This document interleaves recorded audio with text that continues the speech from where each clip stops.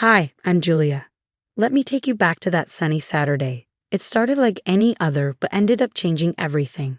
As I pulled into my brother Ethan's driveway, I felt a mix of excitement and nerves. It had been a while since the whole family gathered, and I was eager to see everyone, especially since I had just landed my new job as a manager at a top marketing firm. My old car, a 2002 blue sedan, was packed with bags of chips and homemade salsa. It wasn't much to look at, but it was mine, paid off and reliable. As soon as I got out, Ethan was the first to greet me. "Hey, Jules, we were starting to think you'd bailed on us." "Never," I laughed, handing over the snacks. Traffic was a nightmare. Walking into the backyard, the smell of grilled burgers hit me. And there was Vanessa, Ethan's wife, looking like she just stepped out of a magazine shoot in her summer dress and designer sunglasses. My parents waved from the grill, and my younger siblings, Mike and Sarah, were setting up outdoor games. Finally, the guest of honor arrives. Vanessa called out, her voice loud enough for the neighbors to hear. She glanced at my car, parked next to their brand new SUV. "Couldn't you park that relic around the block, Jules? It's killing my view." A few of my cousins chuckled as I tried to laugh it off. "Well, it gets me from A to B," I replied. Vanessa sighed dramatically, taking a sip of her cocktail. "Oh, honey, you really should treat yourself. You're a manager now, aren't you? Act like it." I started to say something, my news about the new job still fresh. But Vanessa had already moved on, gathering a group to announce the start of a game. I stood there, her words stinging, until Ethan caught my eye and shrugged apologetically, mouthing, "Don't let her get to you." The afternoon went on with the usual barbecue fun, games, mingling, and catching up.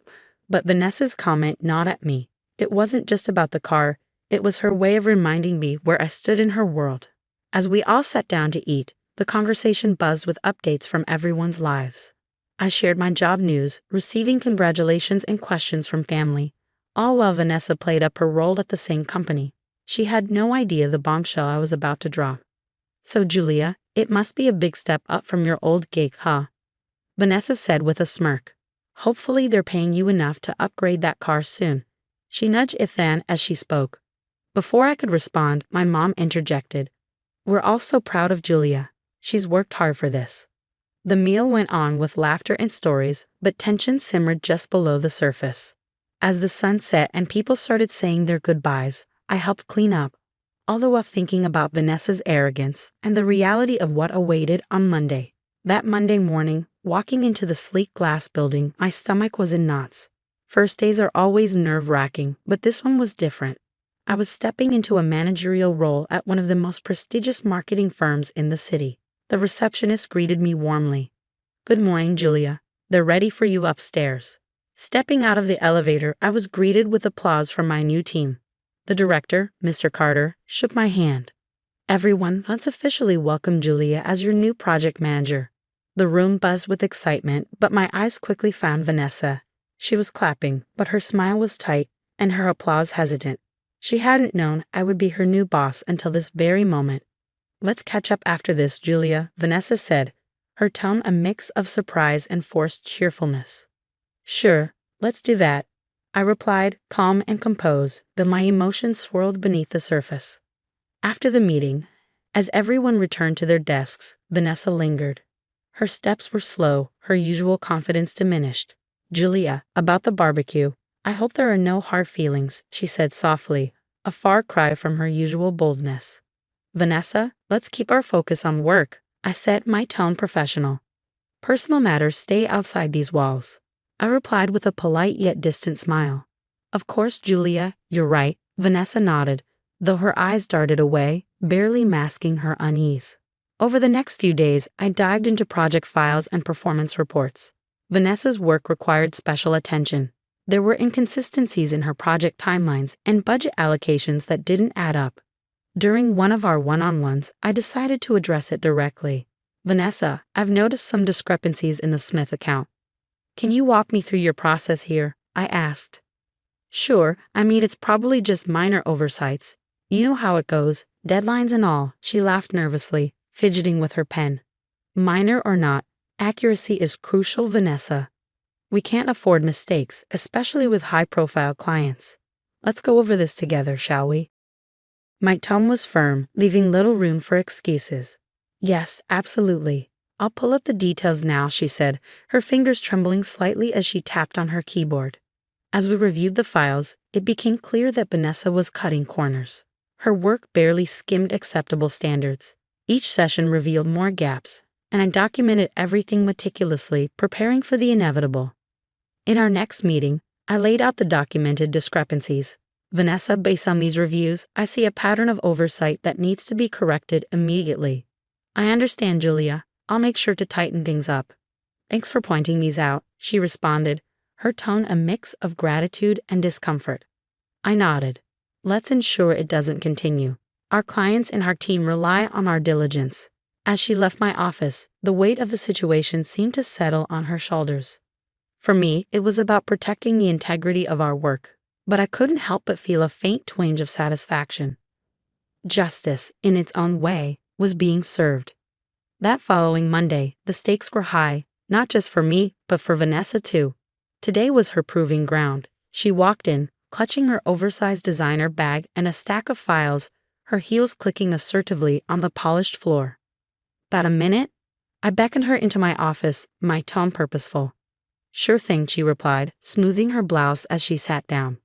I'm putting you in charge of the Henderson project, I said, laying out the project details in front of her. It's small but crucial. Think of it as an opportunity to showcase your skills. Vanessa's eyes flicked up, a mix of nervousness and excitement shining in them. Really? Thanks, Julia. I won't let you down. I nodded, watching her closely. I'll be guiding you through it, but I want to see what you can do when you're leading. As the days rolled on, I kept a close watch on her progress. Meetings were frequent, and I documented every decision and approval. Vanessa's initial enthusiasm began to wane as the pressure mounted. During one of our strategy sessions, I asked Vanessa during our last review, you mentioned outsourcing some of the graphics work. Have you vetted the vendor properly? Oh yeah, they're good. I think they'll be fine, she replied hastily. It's crucial they're more than just fine. Can you share the vetting process you followed? I pressed, knowing any misstep now would be on record. She fumbled through her files, her facade of confidence slipping. I'll get that info to you by the end of the day. I just didn't bring the paperwork with me right now. Days turned into weeks, and the project deadline loomed. In a team meeting, it was Vanessa's turn to present her progress. The room was full, and the air was thick with anticipation. Vanessa stood at the front, her report in hand, but her usual poise was absent. All right, let's see. For the marketing strategy, we're planning to, she stumbled over her words. Her report lacked the depth and clarity expected. Mr. Carter, seated in the corner, raised his eyebrows and gave me a slight nod. This was the moment. Vanessa, I interjected, could you elaborate on how the budget was allocated? There seemed to be some discrepancies between your report and the initial estimates. Her face flushed. Well, I had to make some last-minute changes. The costs, they kind of got away from me. I see. It's crucial we stick to the planned budgets, especially with new clients, I remarked, turning to share a look with the team. It's important we all learn from this. The meeting ended, and as the team shuffled out, murmurs of concern about the project's status filled the room. Vanessa lingered, her defeat almost palpable. Julia, I tried to handle it. I don't know what went wrong, she confessed, her voice low. Managing projects is about oversight and adaptability, Vanessa. Let's discuss how we can rectify this, I said, my tone firm but not unkind. I knew this moment wasn't just about her failure, it was about setting a standard for everyone. Vanessa nodded, agreeing to meet later. I documented everything carefully. Her mismanagement was now evident to the entire team. Though I took no pleasure in her struggle, I knew it was necessary to protect the company and its clients. This was about justice, not revenge. Upholding professional standards was key. The day after that disastrous meeting, the office was eerily quiet. As I made my way to my desk, whispers trailed behind me like a shadow. Vanessa, pacing by the water cooler, intercepted me before I could sit down. This was a setup, wasn't it? You've been out to get me from the start, she accused, her voice tense and strained with anger and confusion. I gave you an opportunity, Vanessa. The outcome was in your hands, not mine, I replied, calm and measured against her rising tone. But you watched me fail. You could have helped more. You could have guided me, she said, desperation creeping into her voice. Helping is one thing. Doing your job for you is another. We all have to meet our standards, and unfortunately, you didn't meet yours, I said. She scoffed, throwing her hands up in frustration. So that's it, huh? You're just going to watch me go down. I document everyone's performance, Vanessa. It's not personal, it's my job. Later that afternoon, Mr. Carter called us into his office. The atmosphere was thick, almost suffocating, as Vanessa and I sat across from him. He laid out the papers I had compiled, mismanaged budgets, unvetted vendors, timeline discrepancies. After reviewing the evidence and considering Julia's observations, we've decided it's best for the company that we part ways with you, Vanessa, he said firmly. Her face went pale, the fire in her eyes extinguished by the weight of the decision. I understand, was all she could manage, her voice barely a whisper. The news of Vanessa's termination spread quickly. At the next family gathering, the mood was mixed. My brother Ethan approached me as I poured myself some coffee. I know it's been rough, Jules. Are you okay? His concern was genuine, and it touched me. I did what was necessary, Ethan. It wasn't about revenge, it was about integrity. He nodded, clapping a hand on my shoulder. I know, sis, and I think, deep down, everyone else knows too. Our parents, ever supportive, made no comment on Vanessa's absence, choosing instead to focus on the family being together. As the night wore on, the heaviness lifted somewhat, laughter and chatter filling the space between us. Driving home later, the quiet hum of my old reliable car gave me a moment to reflect. Sitting in the driver's seat, watching the streetlights blur past, I considered everything that had happened.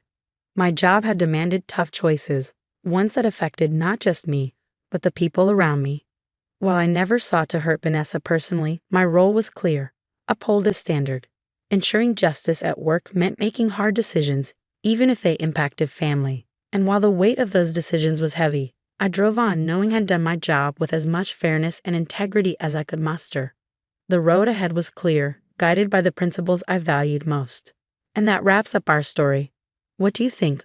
Was Julia right in her handling of Vanessa's situation, strictly upholding her professional duties? Or could she have been more supportive despite their past issues? Share your thoughts in the comments below. And don't forget to like the video and subscribe for more content like this. Your support keeps these stories coming.